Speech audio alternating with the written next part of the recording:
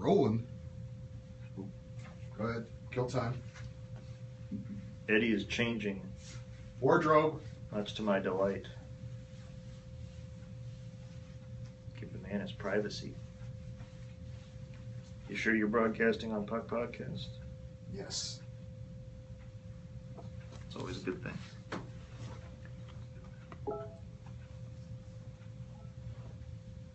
Aloha Periscope. Probably be good if I hit play on the recorder here too, so we can have this for the show. Says we are sideways. Okay. See? What do we do about that? You turn it right side up.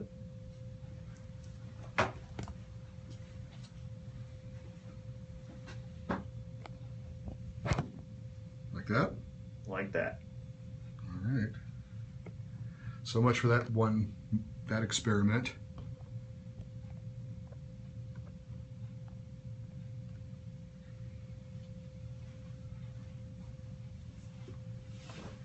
All right, hello Periscope. It's your friends Eddie and Doug again, here to talk a little Atlantic Division preview. So thanks for joining us. Because we're now doing this, we are having a wardrobe. Well, you are. Look at you. I was wearing this to work today. Yeah, but I think you wore it specifically because we were doing the show today. You don't think I wear hockey jerseys to work? No, you do on occasion, but I think you probably wore this specifically for the show because you did that last week with your Buffalo Sabres jersey. True? Yeah, that's right. So anyway, Doug's wearing his Minnesota North Stars Dino Ciccarelli jersey. I am wearing the your own jersey. I'm wearing, yes, that is true. This is the jersey I wore for the LA Kings charity game I played in, fan charity game, raising money for Be the Match. And I found out, I don't know if you saw this on Facebook, and I tried to go find the person's name so I could give him a shout out, but one of our listeners in England created this logo. Is that right? Yeah, and he messaged us on Facebook saying, "Hey, that's my logo. I want money for it. Glad it was used for a good cause." Okay. And I went on I clicked on his name and checked out his page, and sure enough, there was a picture of him playing roller hockey in a jersey that had this logo on there. So it is a very nice logo. That would be agree. better. Well, they can't use that for the Kings because it's a knight, but that is a better logo than any they've ever had. That is a kick-ass logo right there. I agree, and I sent him a message back saying, "Hey, I didn't know that you created this logo. They probably just whoever designed the jerseys probably just did a Google search for knights and hockey and found that and said, oh, that's really cool. Let's use that without asking permission, which isn't cool. But like he said, he was cool with it because it was for a good cause. So again, I'm sorry I don't remember his name to give him the shout out there, but." Anyway, thanks for joining us on Periscope, and we're going to do our Atlantic Division preview now. This is our final. I got this jersey Division when I preview. was in Minnesota covering the draft. They had it in the team store there. It's a nice looking, very nice looking jersey. It is, and it's got the Dino Ciccarelli on the back, Mm-hmm. and he was the guy that was the player when I first watched a hockey game in Hawaii in 1984 on vacation, and you could drink at 18 at that point. And I was 10. My sister was 18. And so she and my dad went out to the bars. Oh. And I stayed at the hotel with my mom. And my mom was always an avid reader. And so she was reading a book. I said, you mind if I watch TV? Hey, go ahead. So I'm watching TV there at night. And I think ESPN 1 or 2 had a replay. Maybe even USA Channel back in the day had a replay of a hockey game going. And the Dino Ciccarelli, I remember getting absolutely abused in front of the net, and I'm like, I like the way this guy plays because he was giving it back to him. And he was a little guy, and I was never a big man, so I thought, I like that kid. I like that guy. And then the power went out on the entire island due to a storm that was coming in. And so, which to me and my mom was no big deal because, it's night anyway, just go to bed. But my dad and my sister at the bar, they closed up the bar because the register wasn't working. And so they said, you got to go. So they leave. They walk back to the hotel. No elevator working. Okay, take the stairs up. But then my dad's like, you don't realize how dark a staircase is at night. So then we had to like count how many flights we were going up and remember, okay, we're on the 3rd floor or whatever, okay. Then you get into a hallway and it's pitch black, there's no lights. We're feeling along the wall for our room. Were we the 8th door? And of course they've been having a couple drinks.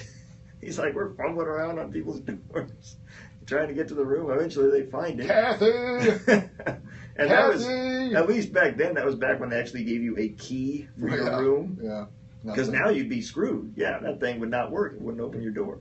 So, yeah, I remember that one distinctly. But anyway, Dino Ciccarelli was a player from the first game I watched when I was 10 years old.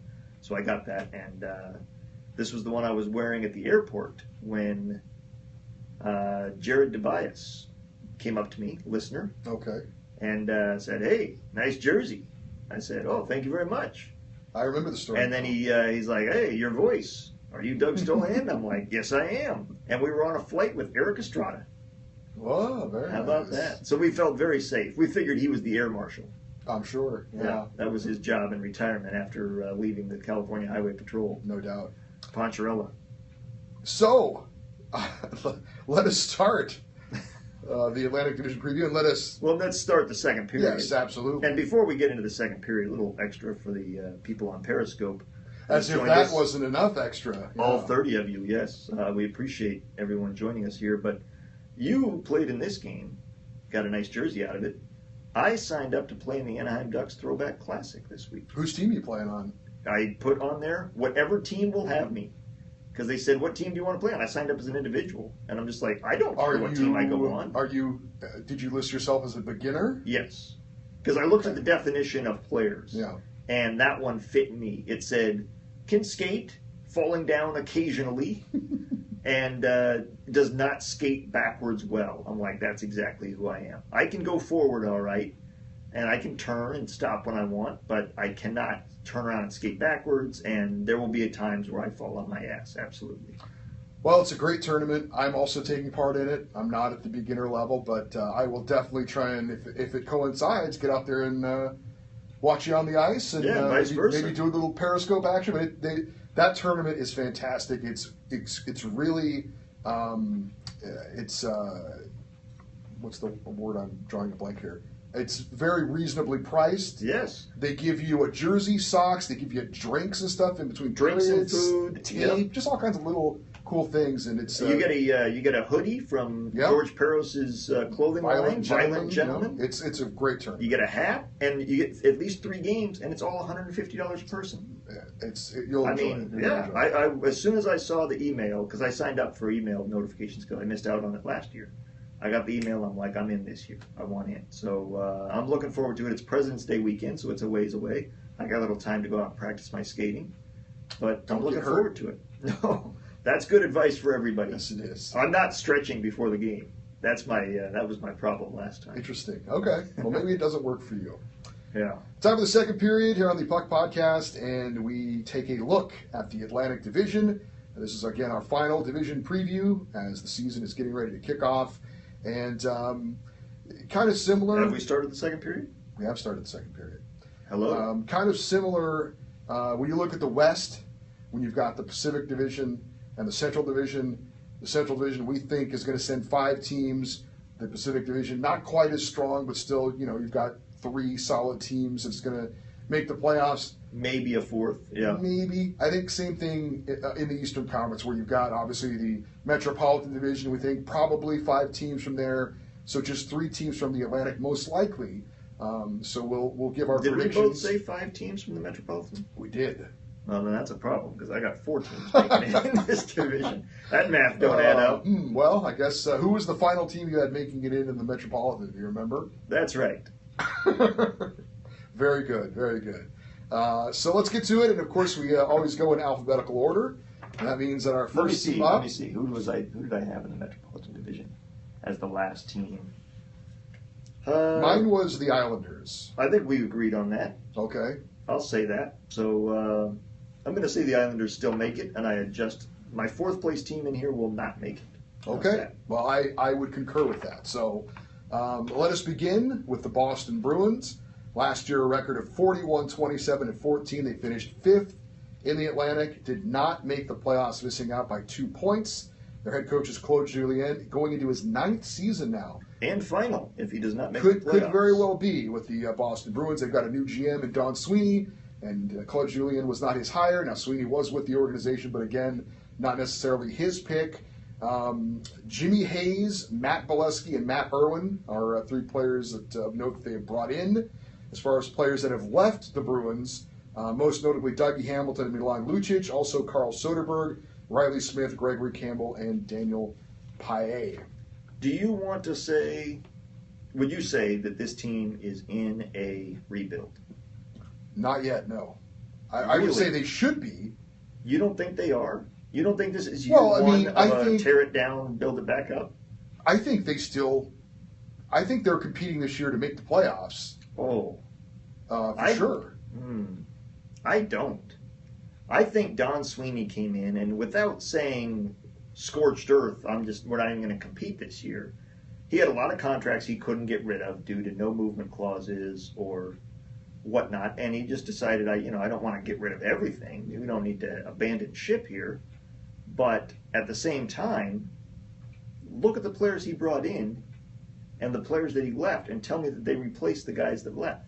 No, I know. Of course not. So if you have a team that did not make the playoffs last year and lost good players, Milan Lucic, Dougie Hamilton, and you don't replace them with players that are going to even match their production, then how can you expect to get better? But that's not saying you're rebuilding.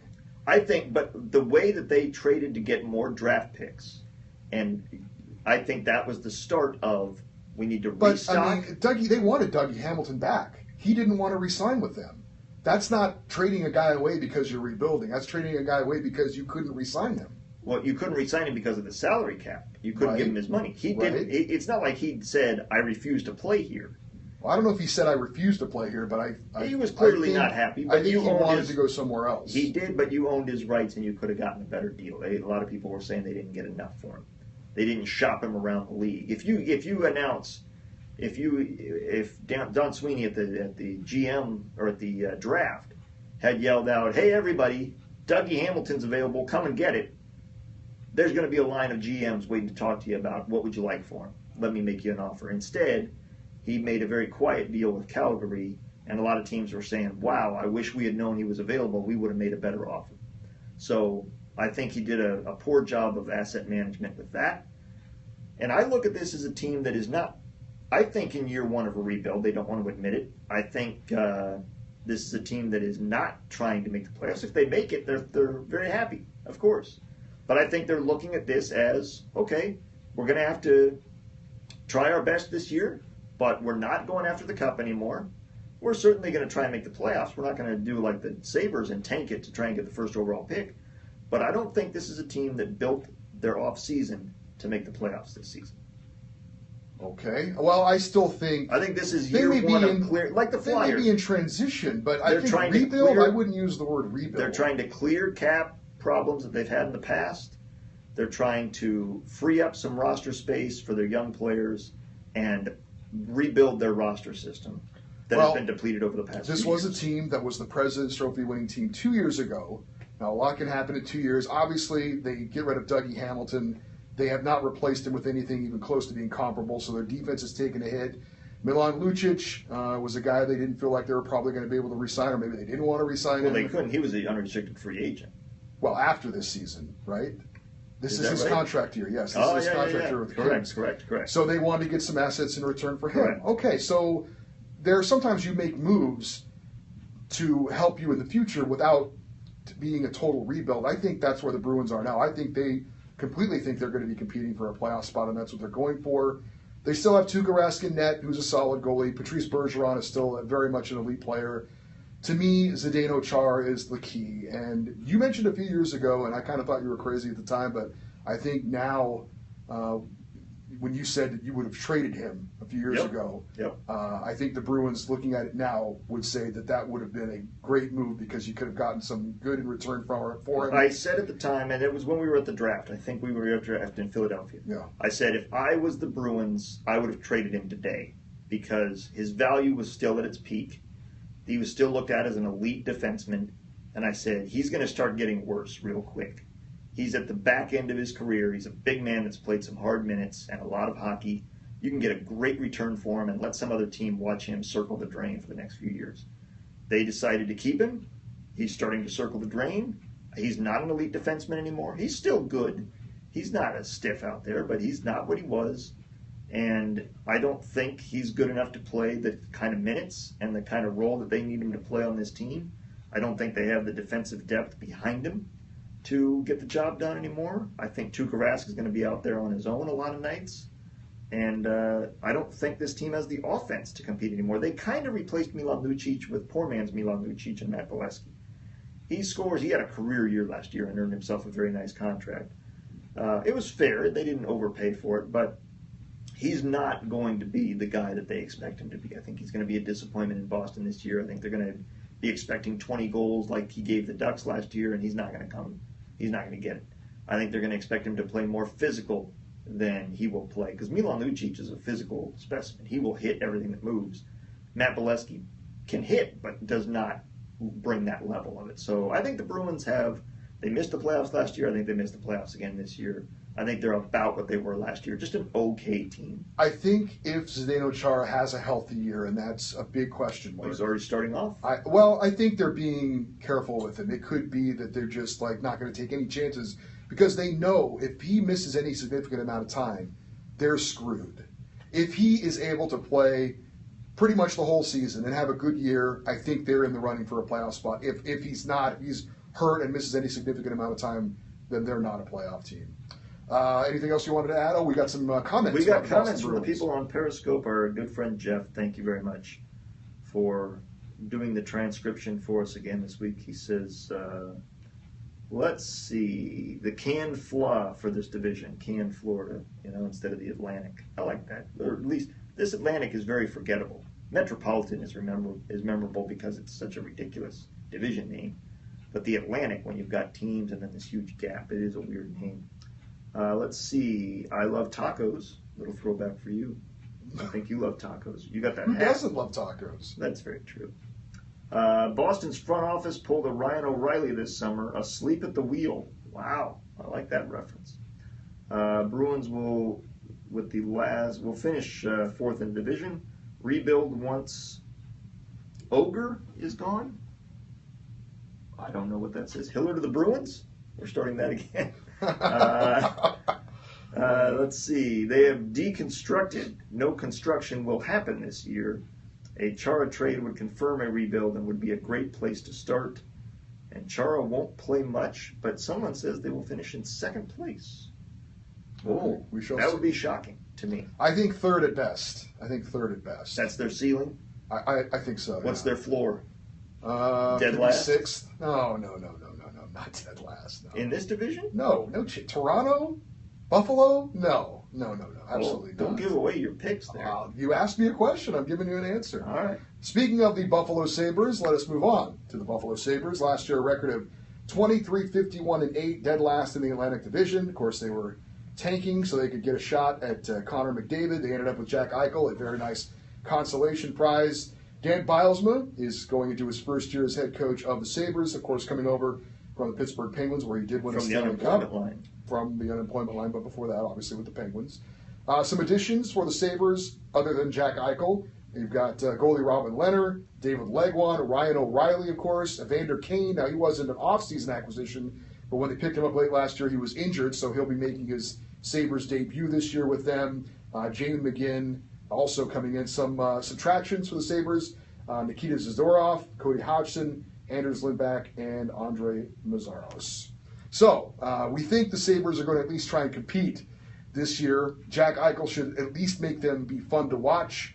You've got Dan Bylsma, so you've got a new coach in there to try and implement his system. Ryan O'Reilly comes in. Should it be a help a little bit as well? So we think the Sabres are going to be better, but how much better are they going to be? Well, don't forget Cody Franson as well as a defensive addition that they made late in free agency. You can't be worse than the Sabres were last year. Very true. They were historically bad in the sense that they were essentially openly not trying to win games. So I'm excited to see them try again, and there's a lot of excitement around this team, but as is the case in Edmonton, the excitement is as much for the fact that there's a reason to be hopeful for the future as there is for the present. I don't think too many people think the Sabres are going to make the jump from worst to the playoffs this year, but they expect a big step forward. And that's all we really need to see out of this team is be a competitive team, be a good hockey team on a nightly basis, be tough to play against, do the right things, and make strides. And if you win some games and get some momentum, maybe you pull a Calgary Flames and you surprise everybody and you work your way into the playoffs. But for right now, just work on being competitive night in, night out. There's a lot of question marks on this team. Obviously, starting in net, is Robin Lehner good enough to be a number one goalie in this league? We're going to find out. The defense in front of him is not very good, even with Cody Franson. Who's that top pairing you're going to put out to shut down the other team's line? I don't know. And that's a problem because you're in the Eastern Conference that has a lot of really highly skilled players. Jack Eichel, everybody's excited to see this guy play, and I am as well. I'm intrigued by him, and I haven't watched too much or paid too much attention to what he and Connor McDavid did in the preseason because you're playing against teams that are going at 70% speed against a bunch of guys on tryout contracts. McDavid didn't have a goal, but if he scores a goal on opening night, who cares? You know what I mean? Right. What I'm looking forward to is that first game. I want to see what they can do against NHL rosters that are trying to win. And then we'll see our determination of, are these guys up to the hype or not? Evander Kane is an intriguing one. He's got all the talent in the world, but had some personality issues and clashes with the Winnipeg Jets and didn't seem to be a good fit in the locker room. He's getting a fresh start with Buffalo, seems excited to be there, seems to be saying and doing all the right things. We will see how well he does. Matt Molson's a guy that a couple of years ago was a good player. Now he's just a shell of his former self. Is he still a guy that you would give top 6 minutes to? He'd be a great third line forward, I think, but he's a top 6 guy on a bad team, and they're a bad team. Ryan O'Reilly and Tyler Ennis, these are top line guys. They have there's a lot of pressure on Ryan O'Reilly to live up to the contract they gave him and to justify the trade and to put the off-season distraction of the drunk driving, allegedly, behind him. So I think there's a lot of question marks, obviously, for the Buffalo Sabres. But the good news for them is they've got all season to figure it out. I mean, this is not a team that needs to be at full speed opening night. They need to use this season as a building block for the future. Figure out which guys work, which guys don't. Make moves in the offseason to address the holes that you see are evident within Dan Bilesma's system, and go from there. This is that first step up from rock bottom for the Buffalo Sabres. And you may look back in a few years and say that was the first year of what became something special. But this year is still going to be pretty bad. Yeah, I would agree. Some comments from some of the Periscope viewers? Well, we got a Buffalo will be decent 5th or 6th place finish. I guess that's decent. If they make progress this year, like the Panthers last year, I will be happy. One person says they're going to be in last place. Should be fun to watch. Too much competition. The team to watch with curiosity, not expectations. And the Sabres are getting worse every year since Doug picked them to win the Cup. Well, they can't get worse than they were last year. They were absolutely dead last in the NHL. They cannot get worse. That was a bold prediction, by the way. How long ago was that? 4 years ago? Yeah. Because I think it went, last year was Dallas, Yep. then it was the Kings before that, Yep. and then I think it was the Sabres and then the Kings again, I believe. Because you were right on that first Kings championship, which I was blown away that you had picked that and you ended up hitting it out of the park. Yep. And then you've either been a home run or a strikeout. I'm going to be right this year. I got my Cup predictions. Well, every other year you're right. My dad called me. He was in Vegas, and he called me and he said, "I'm at the sports book. The season starts tomorrow. What do you want?" And I made my bet today. Did he follow suit? Because he was. I don't know. He was not happy last year. No, he was not. He was very displeased. He called me every day. How are the Stars doing, dude? Another loss for the Stars. What's going on, Duke? Well, I thought you knew something. Yeah, their goalie is playing. They're going to turn this around, right? I think so. And then by the second half, I'm just like, no, tear up that ticket, old man. You've lost your money.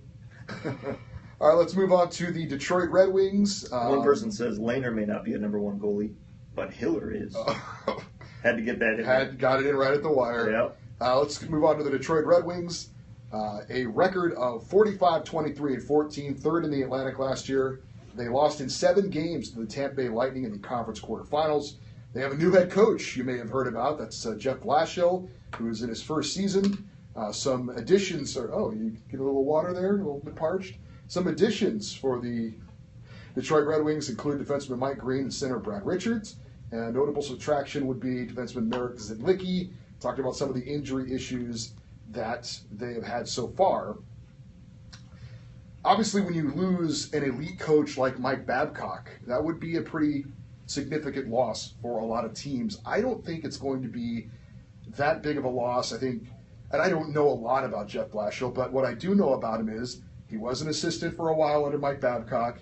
He knows the great majority of these players, having coached them in Grand Rapids, and I just think it's a pretty smooth transition. It seemed like a very logical choice. We know the Red Wings organization is usually known for making the right moves. I don't think, you don't have one of the best coaches behind your bench. There's no way you can spin that's a positive thing, but I don't think it's going to be as big of a loss for the Red Wings as it may be with some other teams. They still got Datsuk and Zetterberg. Keep your fingers crossed those guys can be healthy for most of the season. It'll be interesting to watch Dylan Larkin, as you mentioned, the guy we've heard a lot about, but most of us haven't seen a lot of him, so we'll be curious to watch that. Brad Richards comes in, a good veteran addition, but you don't want him centering your second line for too long, which is where he's slated now because of Datsuk being injured. Defensively, you still got Kronwall, and he's back there anchoring things. Mike Green comes in. You would think he would at least help them out on the power play. And in net, is it Peter Mrazek or is it Jimmy Howard? I don't even know if they know at this point who their number one goalie is. Does it have to be one or the other? Well, don't you think? I look at this as they're going to split a lot of time. I don't think either one of them is going to start 60-plus games. I think you're going to see a pretty even split, and unless one of them really tanks or one of them gets red hot and pulls a Hamburglar or Devin Dubnyk, I don't think we're going to see either one of them become the clear number one. But I think we're going to see both of them a lot this year. Is the question with the Red Wings, because of who they are, is this the year they finally miss the playoffs? I say yes. Yeah, and Jeff Blashill, but I think, the poor bastard, in his first year is coming in there and is going to be the guy that ends the streak. I hope Red Wings fans are smart enough to figure out that they barely made it last year and they had Mike Babcock. I think they're going to be right there in the running again to make it with 24 years in a row they've made the playoffs. I think they're going to be right there to the end again, but we're here making predictions. I think they just miss out on the playoffs this year because, I think only 3 teams go from the Atlantic. If it's 4, then I think they probably get in, maybe. But they're going to be one of those teams battling, I think, for one of the final playoff spots in the East. This is a team, I agree with that. This is a team that is in the process. This is a transition. I think the Bruins are a rebuild. In year 1 of the rebuild, they don't want to admit it. This is a team that is transitioning to young players. And when you look at their roster now, the future is very evident with this roster. Obviously, Gustav Nyquist is a well-known player by now, but still a young guy in entering his prime. Tomas Tatar, another guy that is established, but is still very young. Same with Justin Abdelkader. He's probably in his prime, guy that is part of the present and future.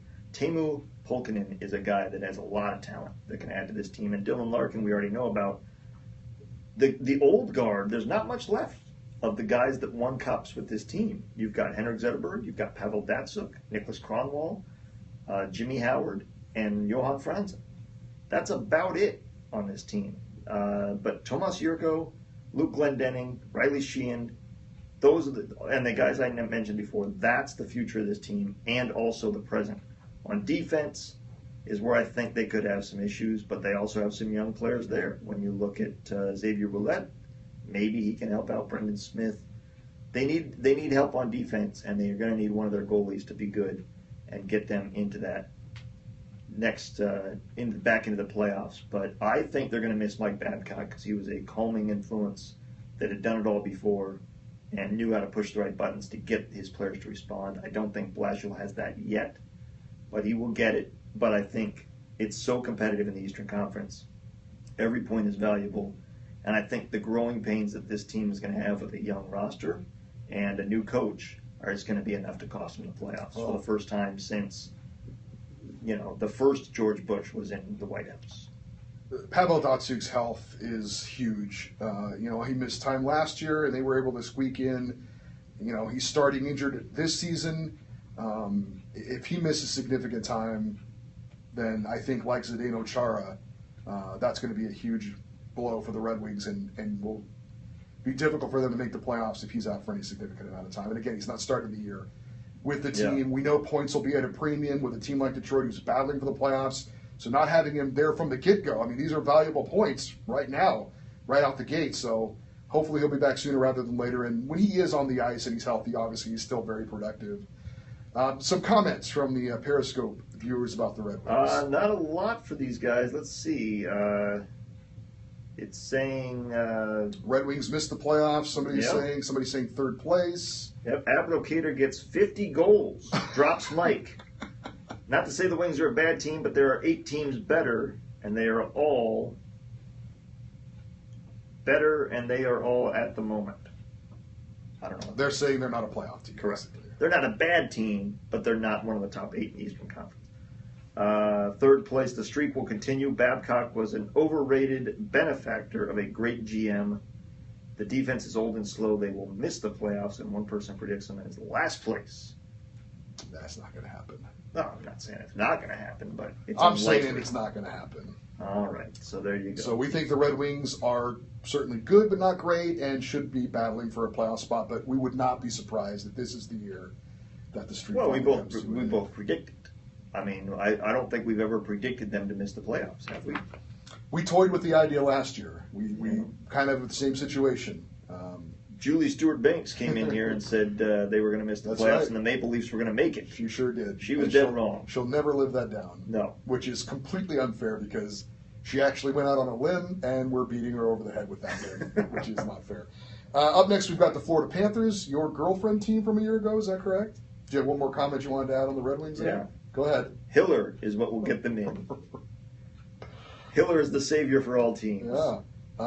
Yes, Florida Panthers were my girlfriend team last year. I was stunned with the performance of Aaron Ekblad, who I saw at the draft in Philadelphia. Well, hold on now. Let's give a little. Well, no, but it was like when I watched him last year, I was like, I can't believe how good this kid is at 18, and he was phenomenal. Record last year for the Panthers: 38, 29, and 15. They finished 6th in the Atlantic. Flirted for a while at the end there with a playoff spot before kind of fading. Gerard Gallant is their head coach. He's heading into his second year. Additions of note for the Panthers: they bring in Riley Smith, the winger. Some subtractions for Florida. Gone is Jimmy Hayes, Scotty Upshaw, and Brad Boyes. A lot of good young talent, as you well know, Doug. You can speak more to that. As far as his team, you mentioned Aaron Ekblad, who was phenomenal, the reigning Calder Trophy winner as Rookie of the Year. Can this young talent, can guys like Jonathan Huberdeau take that step forward a little bit earlier than maybe we think they will? Roberto Luongo's now in net. That has stabilized things, certainly at the back end. But, moving in the right direction, I would say, but not ready to, I don't think yet, even building off of what they did a year ago, to make that playoff step again. We're talking only 3 teams out of the Atlantic. I wouldn't be shocked if Florida, again, like they did last year, kind of flirted with the playoffs, a little bit later in the year, kind of making some noise. But in the end, I think they probably finish this season around where they did last season. Maybe it's just the drugs talking? The fondness that I have for them after a season of being my girlfriend team. But I am bullish on the Florida Panthers this year because I think the young talent was good enough to keep them in the playoff race for most of the season last year, and they're not going to get worse. These guys, the guys that I saw that I was really impressed with, Nick Bustad is a legit, very good young player. Like, impressed the hell out of me every time I watched him. Jonathan Huberdeau and Alexander Barkov, same thing. Those guys are all three very good young players. Aaron Ekblad is ready to be a number one defenseman, not an elite defenseman. He's not going to be a Norris Trophy candidate, but he is a number one defenseman, legit guy that you can put out there in any situation and expect him to perform. Roberto Luongo is a legitimate goalie that you can expect to win you games and keep you in games. Their defense behind Aaron Ekblad is not great, but it is good enough. I think it's veteran guys that know what to do, know what positions to be in. Brian Campbell, Willie Mitchell, Eric Goodbranson, Dmitry Kulikov. These are guys that, like I said, when you're talking about veteran players, you know what to expect from them, and they know what to do when they get out on the ice. So that's not going to hurt you. It's whether or not they have enough offensive depth and whether or not they can stay healthy. Brandon Peary, another young player. Yager, does he have anything left? We all love the guy, but he is 43 years old. Father Time catches up to all of us. We saw it with Teemu Selanne's last year. It's sad when those guys are a step slow and they can't make the plays. You can see they're still thinking the play. They know what they need to do. They just can't physically do it anymore. That's never any good. Rocco Grimaldi, another good young player. Lawson Krause, another good young player. Vincent Trocek, another good young player. This team is loaded on offense with good young talent, and I think they will be good enough offensively to compete in a lot of games this year and keep themselves in the playoff race for all 82 games. I'm very optimistic with this team this year. I think they do take, all the young players take a step forward, and the veterans are what they are, good enough. I would agree. If all those guys can take a step forward, then I think that they're going to compete for a playoff spot. But we'll see if that happens. I don't think it will this year. Maybe next year. You think it will? Let's see what some of the Periscope folks think. Let's say one person called them the Seattle Panthers. Always a good one. Florida, like their attendance, will struggle immensely. When was their last playoff appearance? Not a joke. Just wondering. I think it was like 2 or 3 years ago. They had that one year where they kind of came out of nowhere when and made Kevin the playoffs. Dineen, they won the division. When Kevin Dineen was their coach just 2 or 3 years ago. Yep. How soon we forget. Luongo and Hiller will make a great duo. Ekblad should have won the Calder. I agree. I didn't actually, but he was phenomenal last year. 2012 was their last appearance. First round loss to the Devils. That's correct. Doug, stop crushing on your ex. I will not. Sixth place because no elite goalie and lack of defense. How dare you, Roberto Luongo. Strombone 1. Probably the best player on Twitter. Would you agree? I absolutely agree with He that. is phenomenal. And I'm not just pumping his tires. Why would you? Ekblad plus Yager Mullet equals dynamic duo. Luongo may be good, but I think we all know who is better. I think rhymes with Hiller. Let's see. Yager scores with the ladies and the goalies. Ekblad won't have the same season as last. Well, that's probably true, but he still should be good. Krause has gone back to the juniors. Is that right? He did, yes. Yes. Well, that sucks. The mullet alone will be the star and make plays. The mullet will keep players laughing and distracted with its greatness. Well, for sure, we're going to see those guys that, remember, they had to show up at a road game. It was like 7 or 8. And they had all the different mullets. jerseys that he wore, all the different players. They'll definitely be there. They'll be thrilled. 100%. Look, I'm optimistic that they will have a better year than they did, and I think in this division, with the Red Wings taking a step back, the Bruins still on the outside looking in, I think there's an opportunity for them to be the team that steps into the playoff void. Up next, we have the Montreal Canadiens, a record of 50, 22, and 10. They are the reigning Atlantic Division champions. Last year, they lost in 6 games to the Tampa Bay Lightning in the conference semifinals. Our head coach is Michel Therrien, entering his 4th season with the team. Some additions for the Canadiens: Zach Kassian and Alexander Semin. Boy, those really blow your skirt up. And some subtractions for the Canadiens: Brandon Prust, Sergei Gonchar, P.A. Parenteau, and Jeff Petrie. Alexander Semin may be... They brought back Jeff Petrie. That's not correct. Jeff Petrie's still on the team. So, anyway. Yep. So, well, you're the one that wrote that. I didn't write it. I copied and pasted it. Oh, sir. Look at me. I can. Is this your girlfriend team this year? No. Who is? Columbus Blue Jackets. That's right. What's not to like about this team? Their offense is not great. Goaltender. You've got dynamic defenseman in PK Subban. I'm a big Max Pacioretty fan. I'm not. Maybe depth wise, I think offensively, Pacioretty is. Let's speak there. I think because I hear a lot of talk about how Pacioretty is an elite player. He's in that upper echelon. I don't think he is. I think he's just a good.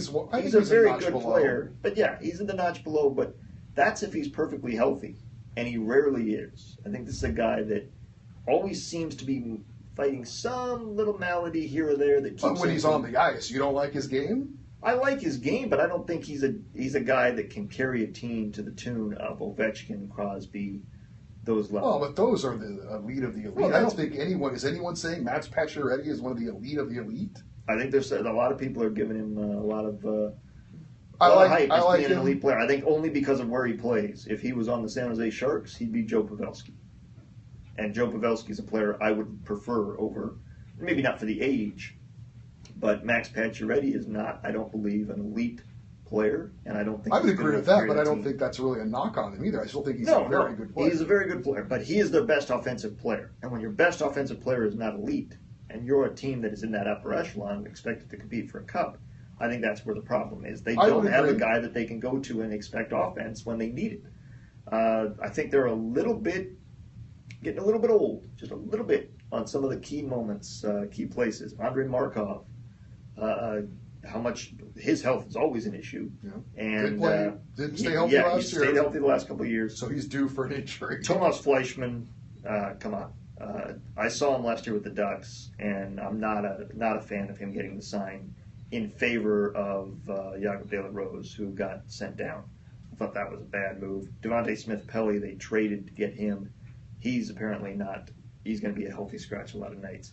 So the moves they made last year, Alexander Semin is a low-risk, potentially high-reward move. I like it in that sense. I don't like it in the sense that I don't think he's going to fill up the net with a lot of goals. He might give you 20 goals, but is that enough?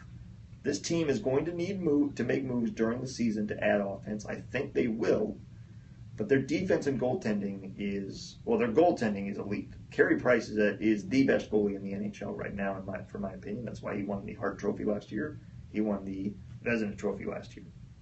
He's going to need to be good again this year to keep this team in the stratosphere that they were last year, which was in the President's Trophy race, atop the division, Stanley Cup consideration. Because without him, this team becomes, I think, the Boston Bruins real quick. I think they've got a couple of nice players here and there, but not enough. Without Carey Price, this team's in real trouble. So as long as he's good, they'll be good. But if he struggles or gets injured, I think this team is very pedestrian. Comments on the Montreal Canadiens? Habs will make it back to the conference finals, if not further. Therrien is the worst coach in the league. Wow. First place. They have everything to win in the division. Habs will win the cup and Hiller will get the Conn Smythe. Habs are the most overrated team in the league. Trade Plekanec for younger players. Make room for Ehlers. That's not a bad idea. Thomas Plekanec is on the wrong side of Father Time. Man, missing Sakach. Doug, take DSP back. No deal. That's a bad trade. Yeah. That's going to work out great for the Ducks. Price is the best goalie, no doubt. Price is king, but Condon has zero experience if anything happens. Remember, they put Dustin Tokarski on waivers. So I don't know why. Well, they're going to go with this Condon kid. And trading top D prospects for an elite center. Good luck. Center is the prime position, I think, that teams are loath to give up. You got to find a team that's willing to give somebody up. Then you got to find a team that has something that needs what you're willing to give up. They need to make moves to add offense, and I think they will when they recognize that they need offensive help. But it's going to be a while before they do that. But they're still going to make the playoffs. I'm not saying this is a team that's going to struggle to make the playoffs. They will make it. But I'm not as optimistic about them as a lot of people are. And we'll leave it at that. Up next, the Ottawa Senators, a record of 43, 26, and 13. They finished fourth in the Atlantic Division.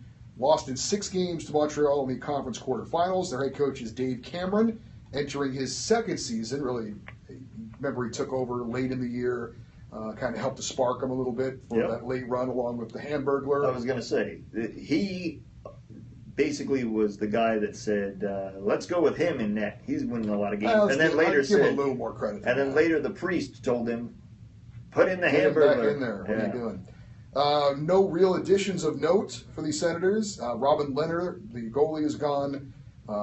David Legwand, Eric Greiba, and Eric Condra no longer with the Ottawa Senators. Fun run late in the year. I'd say. We talked about Devin Dubnyk and if he's for real or not. I thought I'm leaning towards more yes. You're leaning towards more no. I don't think anyone in their right mind would say that the Hamburglar, Andrew Hammond, didn't catch fire and Lightning in a bottle. and is now extremely pleased to be a backup goalie in the NHL, where he could probably from time to time No, he'll be give you fine. some minutes. He's fine as a But backup. Yeah. to think that he would have any chance of repeating what he did a year ago, I think is just wishful thinking. I think we both like Mark Stone, Matt Hoffman, Bobby Ryan. Apparently he's the player that they thought he was going to be. I don't know that that's a He's realistic the player I thought he was expectation. going to be. Yeah, but not a lot of people. I mean, that certainly isn't the player. They didn't think he was going to be a 20 goal scorer when they acquired him from the Ducks. They expected a little more out of him than that, Yeah. I would say. A lot of people thought, oh, now that he's getting first line minutes and first power play minutes, he's going to have 30 to 40 goals. I know what he is. He's a good goal scorer, and he's a good player, but he's not known for his defensive game, and he's not a physical player. And he didn't really score. He wasn't a great goal scorer last year. We'll see if he can bounce back. I think he will. I think he's going to have a good season offensively. Mika Zibanejad, with Kyle Turris, they've got good young centers. Erik Karlsson, obviously, on the back end. Erik Karlsson is as good as it gets offensively, and if this team goes 3-on-3, they should almost play for it because he alone will be exciting to watch in 3-on-3. But I think this team they've got the pieces in place, but they don't have enough of any one thing. They're good in net with Anderson and Hammond, but they're not great in net. They're good on defense with Karlsson, Weirkoch, Lafont, Ceci, Cowan, but they're not great. I'm one of the guys that thinks Karlsson is he's okay defensively. He's not a liability, but I don't look at him as a shutdown guy. He's out there to create offense. Well, you can argue his offense helps his defense because, he's someone you're going to have to pay attention to. Oh, 100%. When he's on the ice, 100%. as far as, playing your players against him defensively. Yes, and offensively, they've got some nice players, as we mentioned, but they don't have enough of them. Yeah. So I don't look at this team as having a strength or an identity. I look at this team as one that's in transition, that caught fire. I think the run they had last year was actually a disservice because it maybe fooled them into thinking they had something more than they do, and therefore they were reluctant to make changes that maybe needed to be made on this roster. So I think it's going to be a stagnant year for them, and I don't look for them to be nearly as good as they were last season because I don't expect a goalie to catch fire and carry them for 30 straight games. I mean, there's a reason they fired the Walrus, bug-eyed Walrus. Paul McLean. Paul McLean, who's now an assistant with the Ducks. And it's because they weren't playing well. And the turnaround was in net. And Hammond came in and played great for him, and fans were throwing food on the ice in celebration. They were so happy. I don't think that happens again this year. I don't think this team can replicate the success they had last year. And even though Detroit is expected to take a step down, I don't think it's going to be. I think Ottawa is as well. It's hard to argue against any of that. Again, I think it was a classic example of a team getting red hot behind a goalie, and sometimes in sports we have one of those little magical runs, that kind of defies logic. That's the fun of sports. Yeah, absolutely. I'm not saying that they don't have some talented players, but the team we saw at the end of the year, the goalie and Andrew Hammond we saw at the end of the year, very, very unlikely that's going to be the team we see for most of the season this year. So I would agree with your assessment of the Ottawa Senators. Up next, we have you're right, I forgot. You gave me the hand there to say whoa. Yep. Let's check out some Periscope comments. Hamburger Hiller is this year's Hammond. We will see. Sens in the playoffs. Lots of great younger players, but D is a huge concern. No dice. They return to obscurity like the Avalanche last year. Breaking news. Auga. Hiller signs with the Leafs. Karlsson is the best defenseman in the league by far. Best damn defenseman in the league. Defensive defenseman? No. At playing defense, he's the best in the league by far? I disagree. Ryan to the Ducks for Stoner. Boy, that would be fantastic. I would love that. Clayton Stoner. Anderson is too old. I agree with that, but I think Hamburglar will keep him fresh. Better than the Panthers, Stone is legit. Mark Stone is legit. And Kyle Turris is an underrated player as well. He's going to be a good offensive player for them. They've got good players, but I just don't think they have the depth. Yeah, I would agree. Now, let us move on to the Tampa Bay Lightning. Last year's record, 50, 24, and 8. They finished second in the division to Montreal. Lost in 6 games to the Chicago Blackhawks in the Stanley Cup Finals. John Cooper's our head coach going into his 4th season. Additions for the Lightning, really just Eric Condra of note. Subtractions for the Lightning, defenseman Mark Barberio and left winger Brendan Morrow. Totally impressed with the Lightning, obviously, with what they did in the playoffs last year. Talked about Palat and Johnson and Kucherov being one of the better lines in the NHL. Victor Hedman was a beast in the playoffs and has really took a step forward as being an elite defenseman. Steven Stamkos is Steven Stamkos. I know a lot of people are going to beat the drum about, he doesn't have the contract yet. It's going to be a distraction. I don't think it will be for him or for the team. This is, the NHL is not like some of the other sports where guys will hold out or guys will try and negotiate in the media. I don't think he'll be asked about it. Stamkos will be asked about it initially, but he doesn't play in Montreal either, where it's going to be, beaten over the head every day with what's new with the contract situation. I really don't think it's going to be an issue. They'll get him signed eventually, and this team will be fine. All right. He's not re-signing with Tampa Bay. Okay. I've seen the future. Really? Mark the tape. Is this going to be on par with the I guarantee Ilya Kovalchuk? I'm not putting any guarantees. LA Kings? As I've listened to the Toronto or the Tampa Bay media, as I've listened to the comments coming out of the front office, as I've heard the discussions from both Yzerman, the GM, and Stamkos' camp, and I just think about what they have coming up. They have a lot of young players to re-sign in future years. They're not going to re-sign him, and I think, here's my Doug Stolhand hot take of the day. Yeah, this is going to be pretty hot, all right. He's going to be traded before the deadline. That is ballsy. Yep. And I don't think it's going to be because of lack of performance. I think it's going to be because the return will be very good, and a team is going to want a chance to re-sign him and get a jump on signing him to a contract extension. So I think he's not going to be re-signed by the trade deadline, and the Lightning will look at it and say, we're good enough without him to continue making a run in the playoffs, and in the long-term future of this team, we need to get rid of him and get assets in return. So that's my prediction. I don't think he's re-signing I'm putting it at less than 50% that he re-signs with the Tampa Bay Lightning.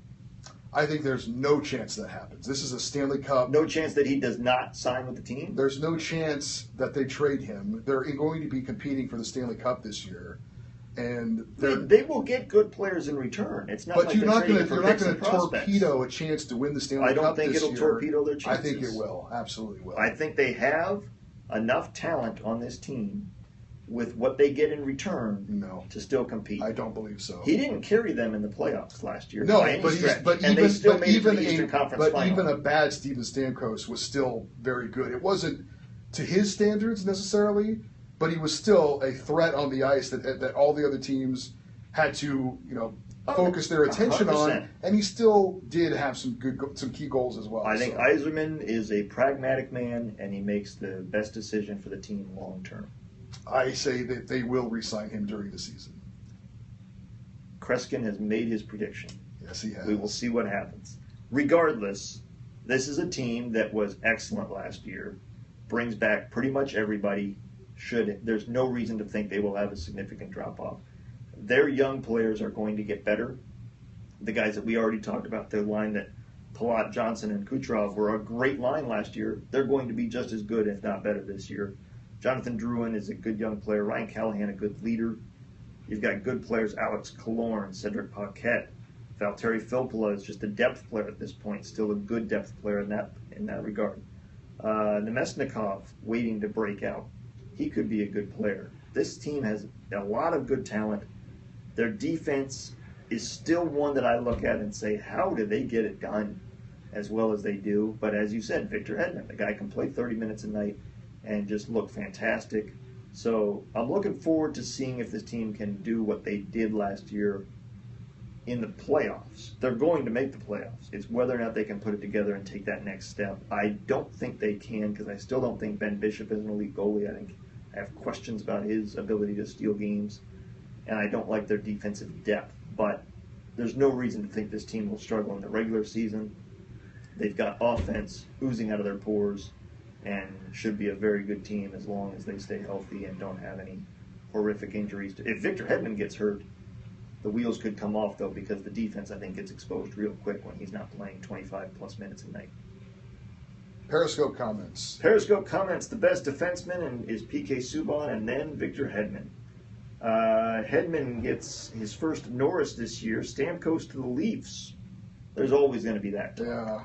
I think Stamkos, I don't know why, but my vision of where he went was not Toronto, and it was a team that's going to be in the playoff race and then signs him to an 8-year extension. We will see, though.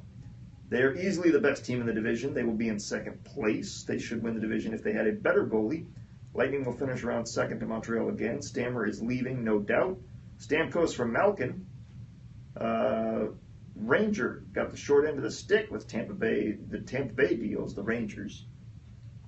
Yeah, that deal for Martin St. Louis, that didn't work out too well. Stamkos for Hiller, not enough depth, very little salary cap. Is Stevie Y going to make the New York Rangers look silly and then get them to drop picks and prospects for Stamkos? We will see. The problem with them re-signing him is they can't do it. If they want to keep their good young talent, the depth, they can't re-sign him to the money he wants. He's worth $10.5 million a year. You can't give him that money and then re-sign all the players that they have coming up. And that's the problem is he's not, in my opinion, he's not worth that to them. He's worth it to another team. He's not worth it to them. And I think that's why he's unsigned to this day. I think the same thing is going on with Kopitar and the Kings, where Dean Lombardi says we're not close, and Kopitar had some comments today about, was hoping it was done by now, but it's not. I'm just going to go out and play the best I can, and wherever I end up, I end up. I expect him to sign with the Kings at some point. I think this is all just bluster at this point with negotiations. And the Kings, thanks to Voinov leaving the country and Richards having his contract waived, and apparently we're never going to get any resolution on that, on his appeal, but I think the Kings have the money to re-sign Richards or Kopitar. They can't re-sign Kopitar and Lucic, but they can re-sign Kopitar. But they don't have the cap space, I don't think, in Tampa Bay to re-sign Stamkos. And that's why I think it will be a distraction, because the Canadian media is going to be hammering this all year. Yeah, but they're not in Tampa, so they what will do they send care? people to Tampa. No, I don't. No, they're not going to send them. They're not going to send a guy to cover the Lightning on a daily basis. Sure, they will. No, I don't think they will. The Toronto Maple Leafs are the final team to look at in the Atlantic Division. A record of 30, 44, and 8 last year, 7th in the Atlantic. Of course, did not make the playoffs. Of course, Mike Babcock is coming in as his first year as head coach of the Leafs. Additions for the Leafs: Matt Hunwick, Sean Matthias, P.A. Parento, and Nick Spaulding. What about their NHL roster? Subtractions for the Leafs, of course, Phil Kessel and David Booth is on here as well. Mike Babcock said at his opening press conference, get ready for pain. What did you say he said recently? Well, they said, it's gonna be an even bigger challenge. Is this as big a challenge as you thought it would be? Bigger. Some coaches say those kind of things to quell expectations or whatever. I don't think. They got a hockey jersey on Sports Center, Ed. Whoopie-doo. I don't think that he's saying this because he's trying to calm the expectations down. There's no Toronto. Expectations. Look, it's Toronto. Well, right? But I mean, they're honest. They know that they know that this is a rebuilding year. They know that they're starting over. They're very excited about their young players, the future of this organization, and with good reason. They've got some good young players in the system. Thing is, they got some bad contracts. They don't have a goalie of the future or the present. They're going to go with Jonathan Bernier again and give him one more shot to prove that he can be a number one goalie in the NHL. I don't think he's going to be because he has no team in front of him to play very well. Dion Phaneuf is got one of the worst contracts in the entire NHL and will continue to be a source of great frustration for the Toronto Maple Leafs and their fans. But this team it's not about this year. It's about building, setting up the work ethic and the systems for the future. And Mike Babcock, we saw it in the preseason where he took the veterans to task and said, they have to play better. These are guys that should know better. These guys have to play better. I expect more from my veterans. And I need more from my veterans if we're going to do anything in this season. The rookies are the rookies. They're here to learn and get better each day. The veterans should be at a certain level, and they're not. And it's going to be a bad year in Toronto. There's no doubt about it. In my opinion, I'd be stunned if this team competed for the playoffs. And Mike Babcock, they should erect a statue immediately if they make the playoffs. He is a wizard if this team makes the playoffs. I think they're going to be awful. I think they're going to be one of the absolute worst teams in the league. And I don't see any reason for optimism this year. But I look at this as are we getting better? Are we working hard? Are we executing better? Last year they were, and remember, when they fired Randy Carlyle, they were in a playoff position. But you're not good enough, Randy. Get the hell out of here. And they immediately, as you say, went down the elevator shaft. I mean, just cannonballed right down the standings. So this is a team that last year was a playoff contender. 2 years ago was in the playoffs, I believe. Is that right? Or was it 3 years ago now that they lost to the Bruins? I think it was 3 years ago. I think it was 3 years ago. Wasn't that long ago. Right. And the veteran presence was still there. But this team, they've got a lot of veterans, and I think they're going to be a very active team on the trade market throughout the season. Because if anybody ever needs a veteran, if you need a scorer, if you need a defenseman, come to Brendan Shanahan's garage sale and take your pick. Because everybody's available except for the young players. They're not going to trade any of their good prospects. They're not going to trade any of their good draft picks, because why would they? Lou Lamoriello, though, likes veteran players. And if he's allowed to make the roster decisions, and Brendan Shanahan says... That's why it was such an odd hire when they brought him in. Yeah. We all respect his hockey knowledge, but at the same time, as you said, it didn't seem like a great fit. I mean, when was the last time, Lou Lamoriello was the architect of a great rebuild in New Jersey? Well, they were in the Cup final in 2012, so you think, okay, he still knows how to build a team. But the rebuild is exactly right. It was a very veteran team, and they got old overnight. This team, you've got Nazem Kadri, who still has a lot of potential and could take a step forward and become a good young player. We saw Ryan Johansson struggle early in his career only to establish and fulfill the potential he once had. Tyler Bozak, same thing. But Joffrey Lupul, Brad Boyes, Peter Holland, Michael Grabner. What are we doing? Any of these guys. You want them? Come and get them. Daniel Winnick, same thing. P.A. Parento, come on. I mean, this is... I don't see what they're doing with the veterans.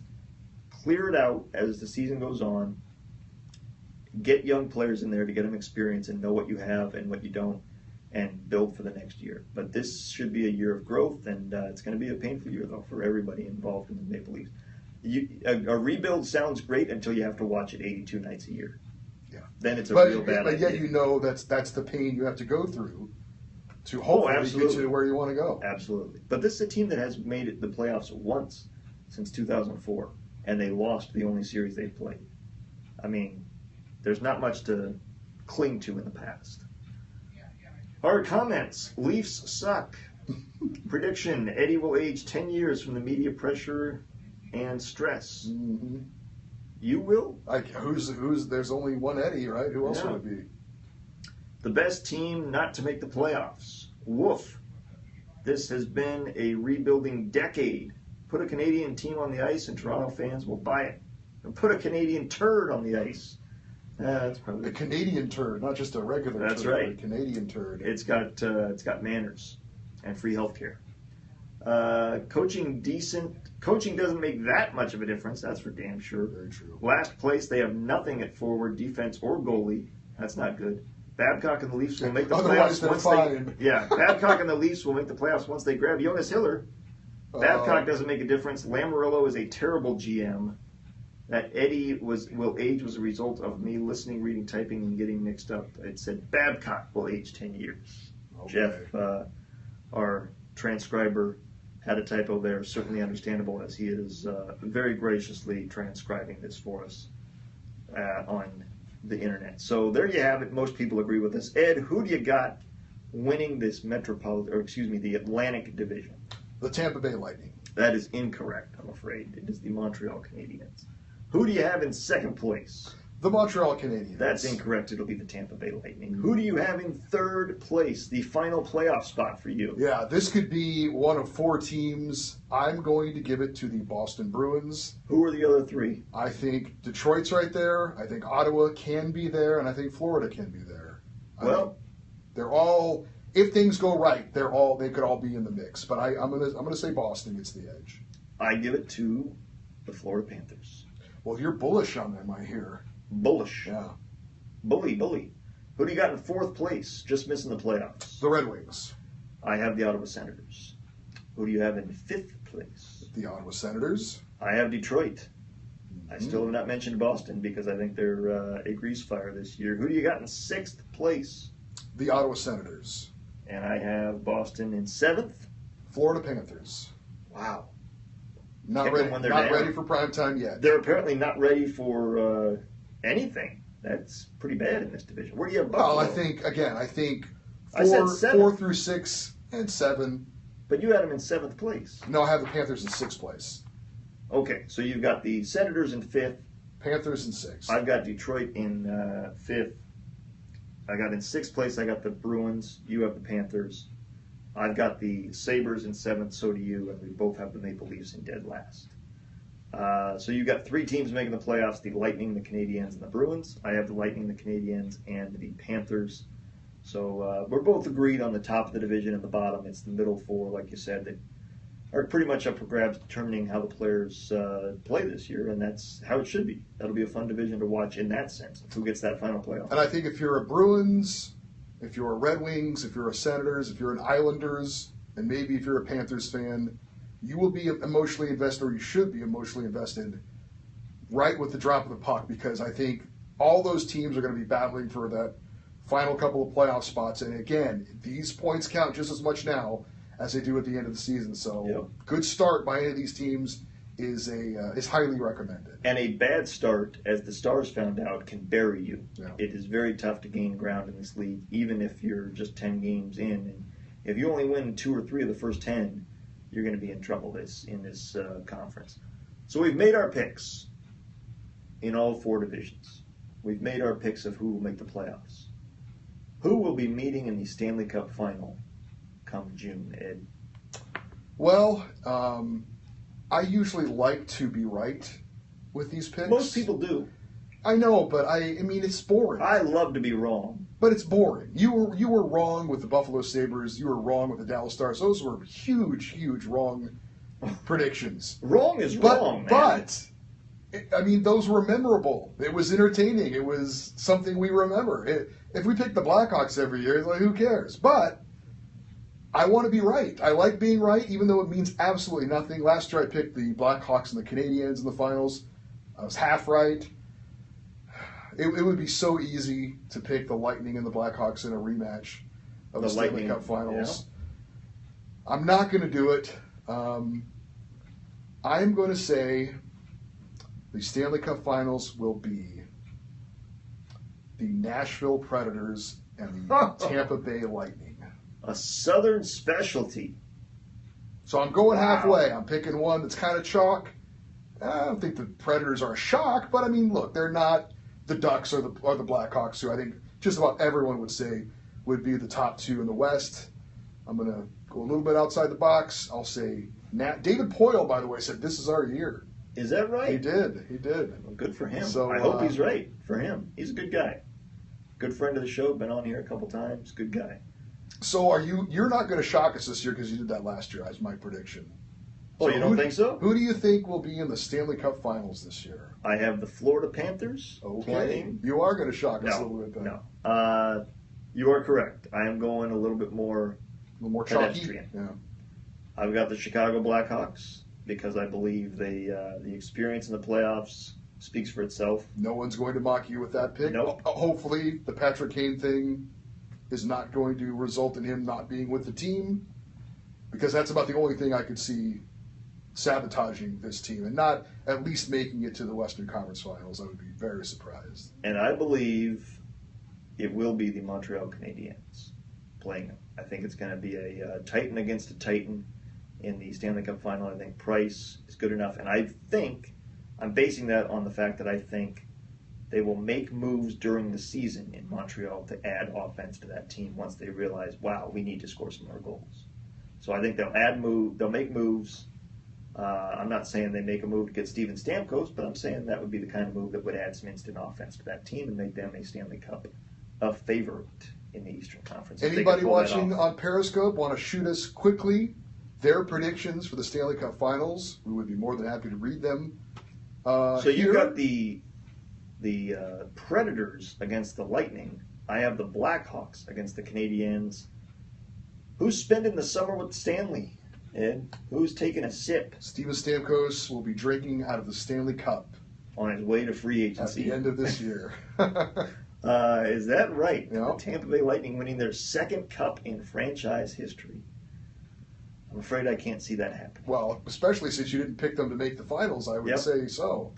I have got our first repeat champions since the Detroit Red Wings, I believe. They haven't done it with all the great accomplishments. They have not gone back to back yet. If they do that, pour the cement in the dynasty post. Oh, that's already been posted. But anyone who is finding something to be critical that's the one thing they're saying. So a fourth title in 5 years, 6 years, or something, whatever it would be, and back to back. Come on. So I think they've got all the pieces in place. Joel Quenneville, I respect the hell out of him. They played their best in big games, and I think that's key. And you can make an argument for a lot of teams, but I think when push comes to shove, when you need to win a game, Chicago Blackhawks come through with that performance they need. And so I like them to win the Stanley Cup, and we will see if I am right or not. Let's see what the fans say on Periscope, Ed. We've got, let's see, the finals will be harder to say. Florida. Let's see, Ducks versus Penguins. Penguins were my other team in the East, but I don't think their defense is good enough to win in the playoffs. Montreal is a litmus test for advanced stats. We will see if that works. Anaheim versus the Lightning. Anaheim versus Montreal. The Blues versus Montreal. Wow. Chicago. Jeff Ponder is watching. Chicago versus Hiller. You probably actually wouldn't pick the Blues. Chicago versus Hiller? Yeah, one-man army. Right. Anaheim versus Montreal. Pittsburgh versus Anaheim. Anaheim versus Tampa Bay. Chicago versus Pittsburgh. Anaheim versus Washington. Chicago versus the Islanders. And Chicago versus Washington. Not one person agreeing with me on my Nashville Predators pick. No. And, no. Washington's an interesting team. Yeah. I would not be stunned if they were the team coming out of the East. I think you have the East finally winning a cup after 4 straight years of the West winning it. I don't think whoever comes out of the East is going to win the cup because the West is that much better, I think, in that overall, sure, but it's just one team against one team when you get to the final. I know it, but I'm saying whether it is the Blackhawks, the Ducks, or the Kings that come out of the West, or even the Blues. If the Blues get hot and make it to the finals, God bless them.